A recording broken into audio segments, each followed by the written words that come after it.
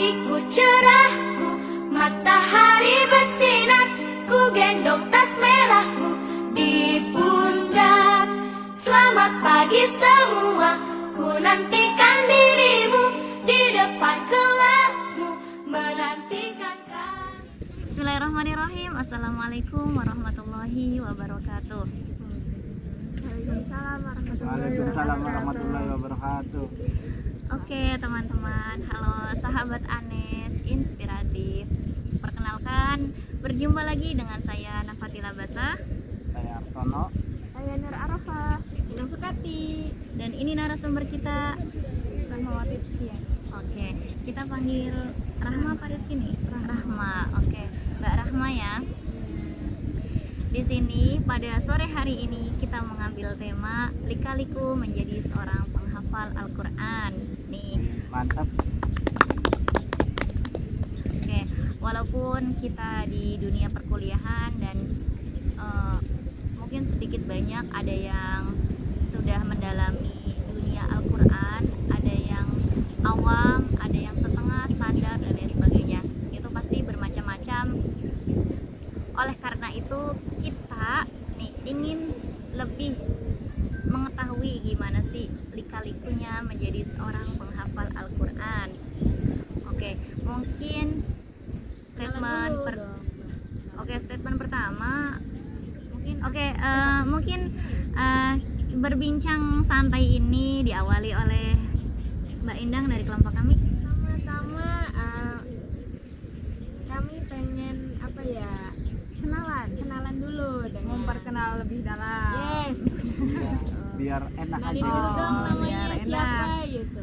Perkenalkan, nama saya Rahmawati Rizkiani, biasa dipanggil Rahma. Kalau dari kecil sampai dewasa mungkin banyak yang manggilnya Rahma. Cuman ada beberapa teman-teman yang dekat mungkin ada yang manggilnya Mbak RR. Ada lagi sebutan kalau di sini disebutnya Mbak Rizky. Data lengkap, tempat tanggal lahir Indramayu 11 Juni 2001. Status pendidikannya dulunya Status pendidikan dulu sejak SD SMP Sejak gitu. SD. Iya. SD dulu SDN 1 Tukdana, dari kelas 1 sampai kelas 3 SD, kelas 4 SD sampai kelas 6 SD pindah haluan ke Cirebon, SDN 1 Ambit, di sana sekalian mondok di Pondok Pesantren Tarbiyatul Huda Nihayatul Amal. Lanjut SMP dari kelas 7, 8, 9, SMA kelas 10, 11, 12. Lanjut di Pondok Pesantren Kempek Putri Aisyah Cirebon. Saya pernah ke situ, Mbak. Kempek nih. Aku di Pondok Pesantren Kempeknya aja ya. Pasti kan yang Renang tahu tuh di Kempek sendiri di Aisyah ada program tahfiz. Pasti Mbak gitu tuh. Gimana sih Mbak? Pasti perjuangannya di situ nggak mudah. Iya. Bisa diceritakan? Mungkin perjuangannya dari kelas 7 ya. Kalau di Pondok Pesantren Kempek itu di Aisyah khususnya, setiap anak itu ketika masuk pondok lembaga tahfidz khususnya harus punya celengan 2 juz, nggak boleh dari juz belakang, harus juz depan, juz 1 dan juz 2. Sedangkan tingkatan untuk setoran sama bunyainya sama Umi Apa Mumtazah itu kayak prosesnya orang tersebut harus sudah tamat selesai Al-Fatihah, Tahiyat, dan Juz Amma. Tahulah mungkin teman-temannya di rumah Kempek itu gimana sih, Al-Fatihahnya juga berbulan-bulan, bahkan ada yang 1 tahun ya. Bener. Itu prosesnya. Kalau misalkan bunyai, ya mungkin karena bunyai saya super sibuk. Beliau adalah tokoh perempuan ulama Indonesia, jadi rektor, jadi anggota Fatayat, jadi keluarga JMTGH 1 Cirebon. Ya, yang namanya di rumah itu jarang sekali. Nah, sibuk ya. Susah sekali ditemunya Bunda ini. Ya, kalau misalkan mau ketemu sama bunyai biasanya harus chat, calling dari berarti jauh-jauh hari. harus bikin jadwal dulu, Pak. Ya, kadangnya bikin jadwal aja bisa jadi tiba-tiba Batal ditinggal ya? pergi. Iya, Nurah, apakah ada yang ingin di Korea? Saya kepo sama kalau orang yang penghafal Quran tuh kesehariannya gimana sih, kesibukannya apa, terus katanya ini ya sedang berkuliah juga. membagi waktu. Membagi waktu terus masuk ke dalam dunia perkuliahan kan mungkin banyak tugas, di lain sisi juga punya tanggungan, terus ada hafalan yang harus dijaga gitu. Apa gitu? Tipsnya gitu biar bisa membagi waktu antara tugas kuliah dan tugas mungkin dari mengajar apa kesibukannya segala dulu macam. apa. Terus kalau pribadi saya sendiri ya, karena dulu dari kecil sampai sekarang sudah tersusun kayak misalnya jam sekian sampai jam sekian waktunya tugas, jam sekian sampai jam sekian, jadi harus tersusun kalau pribadi saya. Jadi nanti kalau saya pribadi biasanya setiap hari itu kita punya jadwal. Kayak misalkan setiap hari kan kita memiliki kesibukan yang berbeda. Kayak contoh, misal hari Senin kita sampai kuliahnya jam 12, hari Selasa belum tentu sampai jam 12, bisa jam 10 atau lebih cepat dari sebelumnya. Nah, biasanya kalau saya pribadi setiap hari itu punya tipsnya atau cara yang berbeda kayak kegiatan-kegiatannya. Adapun nanti untuk beresnya biasanya kita targetin, misal kita satu hari harus dapat beres 3 juz, bisa nggak bisa ya harus bisa. Adapun lebih berarti itu keuntungan kita, kalau kurang ya berarti kita harus pas mantok udah karena 3 juz itu gitu. Terus biasanya kalau saya pribadi setiap bulan itu ada previewan aktivitas. Jadi misal kita targetnya 1 bulan itu 2 kali khatam, ternyata di akhir bulan kita cuma dapat 1 kali khataman. Oh, berarti diri saya itu belum bener disiplin loh tentang waktunya. Nah, dari situ kita harus bisa mengoreksi waktu kita. Waktu apa sih? Karena sebulan kemarin kan berarti udah berdasarkan pengalaman ya. Jadi dari situ kita harus mengoreksi, oh ini kemarin tuh banyak mainan HP, oh ini kemarin tuh banyak mainan laptop, oh ini banyak nontonnya. Berarti dari situ kita harus mengoreksi, berarti bulan ke depan kita nggak boleh kayak gitu lagi, kita harus lebih baik gitu kalau kayak gitu. Masya Allah, tamparan banget nih ya untuk kita-kita, ya Allah. Nah, kalau Mas Artono sendiri ada yang mau ditanyakan tidak ini? Nah ini Mbak, tentang apa ya, kesusahan atau kesulitan menghafal apa ya, kitab suci segitu tebelnya gitu, apa ada kesulitan atau gimana cara mengatasinya biar Lika-likunya mungkin ya? biar gini ya, biar ketika kita membaca itu Mbak tidak mudah lupa tentang surat atau apa kayak gitu. Kalau gitu sih saya belum bisa menjamin 100% ya, karena saya juga masih belajar. Mungkin kayak kita ayolah bareng-bareng belajar, karena kita itu masih belajar dalam proses, maksudnya berdasarkan pengalaman yang kemarin-kemarin kan. Kalau pribadi saya, tadi pertanyaannya apa? Kesulitannya Apa gitu? dalam hal apa? Menghafal. Biasanya ketika gini Mbak ya, maksudnya ketika saya misalkan saya pribadi ya, ketika membaca buku apa kan dalam 2 jam ke depan kan lupa lagi ketika harus diulang sekian kali gitu atau gimana. Iya, sama menjaga hafalan. nah iya, Berarti trik supaya menghafalnya, iya Kak. supaya permanen gitu. Trik hafalannya Iya. apa trik menjaganya? Mungkin gini Mbak, menurut saya sih kan Yang mudah dihafal gitu, kalau Mbak. yang orang awam itu mungkin dijelaskan dulu dari mana awal mulanya, misalkan dari belajar makharijul hurufnya gitu loh. Coba kan itu kan langkah kita untuk menjadi seorang menghafal lah gitu loh.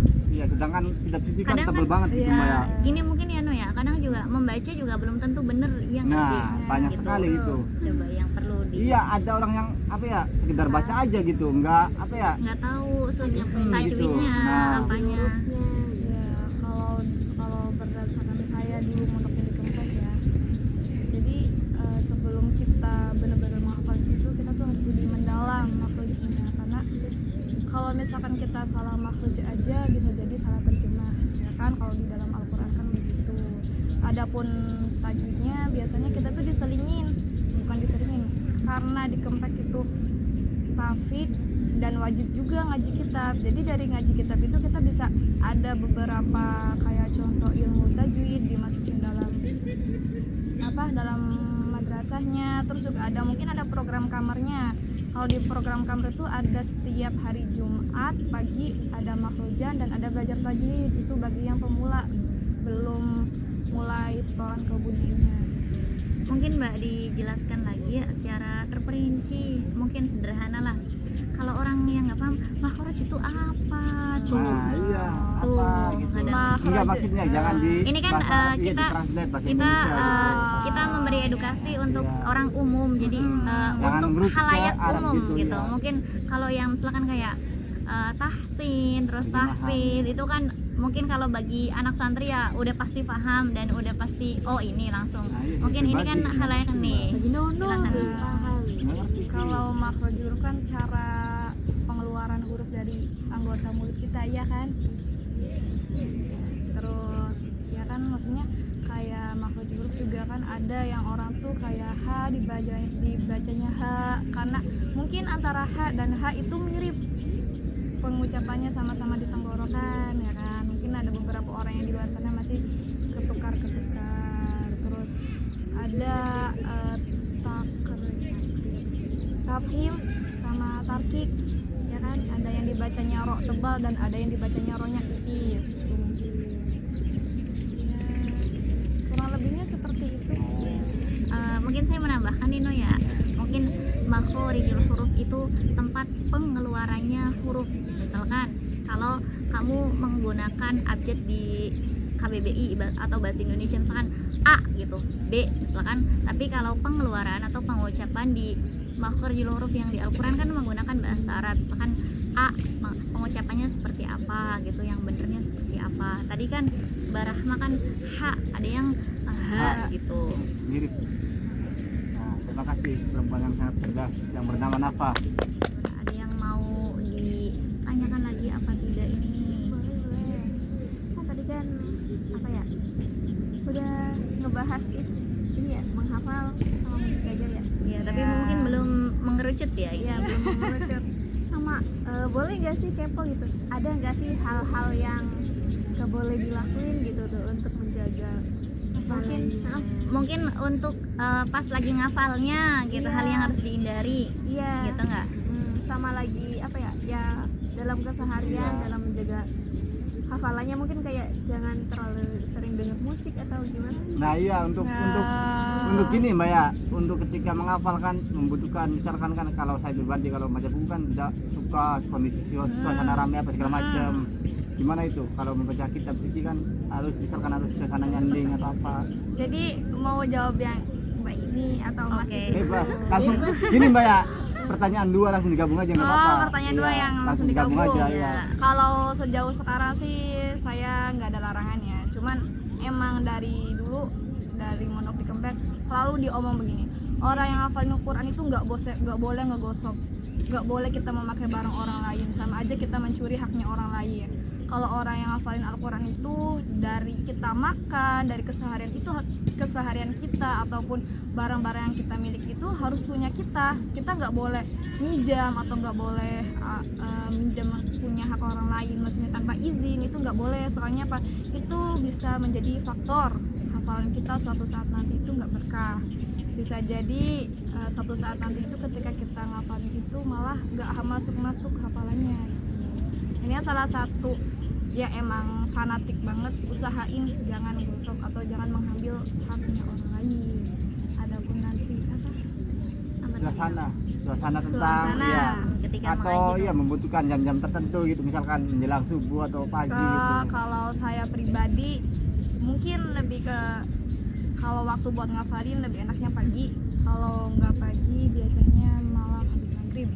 Kalau habis duhur atau sebelum duhur itu aduh otaknya serasa mau bludak karena mungkin capek, udah waktunya otak istirahat, udah waktunya badan juga istirahat. Intinya fresh-freshnya ngafalin, asli mau bikin hafalan itu biasanya dari malam karena kita tuh nggak bisa satu kali duduk langsung jadi itu. Kalau misalkan hafalannya mau cepet, maksudnya mau bener-bener nempel di otak kita.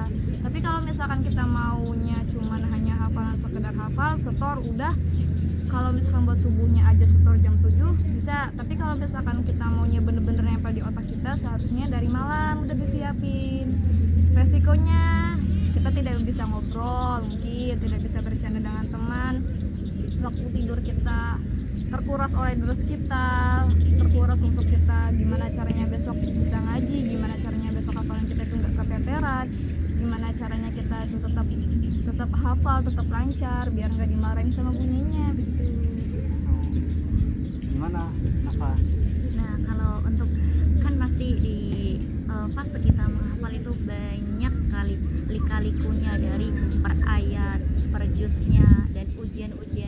itu lika-likunya itu seperti apa aja dan tipsnya bagaimana untuk melawan lika-liku tersebut. Kalau buat melawan sih sebenarnya satu, Mungkin lika-likunya dulu apa Lika-likunya. dulu nih? Kalau lika-liku awal itu biasanya problemnya yang sering terjadi itu sama teman. Kayak misal tiba-tiba lihat temannya udah banyak nih, udah jus 3, kita masih jus 1. Biasanya nanti teman yang udah jus 3-nya kita ngejauhin, enggak itu sih udah banyak hafalannya, kita minder. Biasanya kalau buat Tafid itu, buat orang yang punya itu banyak rasa insecure karena melihat orang yang lain lebih banyak hafalannya. Biasanya kalau awal-awal jus atau ngafalin itu cobaannya gitu. Kalau udah tengah biasanya faktor ekonomi, bisa jadi karena tiba-tiba orang tuanya tidak mampu membiayai kita, terus tiba-tiba suruh kita boyong. Apalagi kalau udah misalkan kita udah kelas 9 atau kelas 12, biasanya tuh ada cobaan rasa ingin pindah pondokan karena jenuh ngerasa lingkungannya begitu terus, ngerasa hafalan kok gak maju-maju, ngerasa ya intinya banyak masalah problem. Kalau udah kelas 9, kelas 12 itu di situ tuh biasanya kelas 9, kelas 12 itu mereka itu punya tanggungan hafalan itu nanggung. Kayak contohnya orang tersebut udah dapat 15, antara lanjut dan berhenti. Kalau ia berhenti, kalau ia misalkan pindah pondokan lagi, resikonya ngulang lagi dari awal. Biasanya kalau kelas 9, kelas 12 itu diuji dengan problem ekonomi. Nah kalau misalkan udah jus 20 ke atas, kebanyakan berdasarkan pengalaman orang-orang sekitar yang banyak cerita, faktor orang tua yang tiba-tiba orang tuanya kayak diuji, kayak ada cobaan berat, emang kayak buat kita buat udahlah boyong aja, udahlah lebih baik di rumah bantuin orang tua, biasanya begitu. Ada lagi tiba-tiba cobaannya itu menikah, yang sering terjadi itu menikah, tiba-tiba dipinah, tiba-tiba ada cowok Pas jus asing. berapa itu, Mbak? Itu pas jus 20 ke atas biasanya. Tiba-tiba ada orang asing datang ke rumah minta anaknya, ada Gus inilah minta anaknya, biasanya gitu cobaannya. Biasanya tiba-tiba cowoknya ngebet nikah, nanti ujung-ujungnya ceweknya ikutan gitu. Biasanya gitu. Aduh, Biasanya. tarik napas ini. Karena ada kata pernikahan. Terus Mbak, apa lagi ini? Ya, Apa kadang sakit-sakit juga coba? ya sakit-sakitan biasanya cobaannya dari jus 6 sampai 10 sekitar segitu. Biasa jadi ujinya lebih sering sakit-sakitan. Nah iya Nurah, katanya mau ada yang dipertanyakan. Yuk, silakan. Jadi saya juga masih awam ya tentang apa sih menghafal Al-Quran. Nah, Itu tuh motivasi atau dorongannya tuh gimana sih Mbak gitu? Awalnya apa bisa iya bisa. Mungkin keinginan siapa, terus Iya. awal pengen bercita-cita ingin menjadi penghafal Quran tuh kenapa dan apa sebabnya gitu. Terus faktor apa ya di lain itu tuh kayak Apa faktor internal, apa faktor eksternalnya gitu. Berdasarkan saya pribadi, iya kalau saya pribadi karena dari SD ya mondoknya, awalnya lihat orang-orang sekitar ada yang ngafalin, kok enak ya orang yang ngafalin, kelasnya sepi. Awal-awal ngafalin emang lihat orang-orang kok enak, tapi lama-kelamaan akhirnya tergiur kan, mungkin dari hati sendiri. Emang sempet dari orang tua nggak yakin loh, ya mungkin karena keluarga saya sekali lagi orang yang pertama kali mondok saya, jadi mungkin masih memberatkan. Apalagi sekali mondok masih tahap usia dini kan, pasti orang tua masih merasa bimbang. Udah nggak usah ngafalin, udah kitab aja ngambilnya. Cuma nggak yakin bisa lah, orang mereka aja bisa, masa kita nggak bisa, mungkin gitu kalau saya pribadi. Terus lama kelamaan akhirnya bisa. Kadang kalau saya pribadi lebih orang tua ngedukung, tapi nenek kakeknya nggak dukung. Soalnya berdasarkan ada di desa saya sendiri orang yang hafalin cowok, terus dia stres ujungnya nggak selesai hafalannya karena udah berdasarkan pengalaman atau lihat orang lain begitu. Makanya ketika lihat cucunya ngafalin sempat ngebaratin, jangan nanti stres, nanti gila gitu. Cuma yakinin sama nenek bisa sampai akhirnya saya bisa dikuatin sama orang tua saya. Kalau iya mungkin panutan yang sebenarnya sih dulu nggak ada, karena di keluarga saya dulu nggak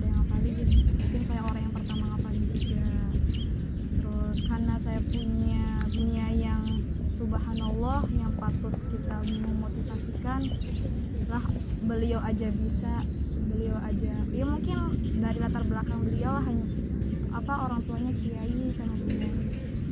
Apa bedanya punya sama kiai, saya orang biasa masa nggak bisa? Pasti bisa ya, lama kelamaan bisa. Terus kalau ia termotivasi saya buat kuliah, mungkin kayak karena punya saya itu sosok yang subhanallah, beliau ngafalin, beliau sibuk sana sini, bahkan suaminya selalu merestui apapun yang beliau langkahi. Ya saya yakinin bahwa diri saya setidaknya saya itu bisa buat bermanfaat buat orang lain. Saya itu harus bisa kayak beliau, kayak setidaknya nggak mesti harus S2 atau S3, setidaknya saya bisa kuliah, bisa menyebarkan ilmu saya bisa memanfaati diri saya ataupun orang-orang sekitar. Ya Allah, Keren banget ya Mbak Nafa, sudah ada keinginan dari diri sendiri Luar sejak biasa. SD. kita yang ngucap ya Allah, masya Allah, tabarakallah. Oh iya, di usia berapa Mbak ini sekarang? Usianya berapa? Usia berapa? 21, tapi teman-teman semuanya bilang pasti usianya 17-16. Gini Mbak, mungkin pesan, kita langsung closing statement aja ya. Mungkin pesan Mbak sendiri, Mbak Rahmani, untuk kita-kita yang awam banget sama namanya Al-Quran, apalagi untuk sehari baca 1 juz aja nggak tahu bisa apa enggak. Itu 1 juz aja udah kebanyakan.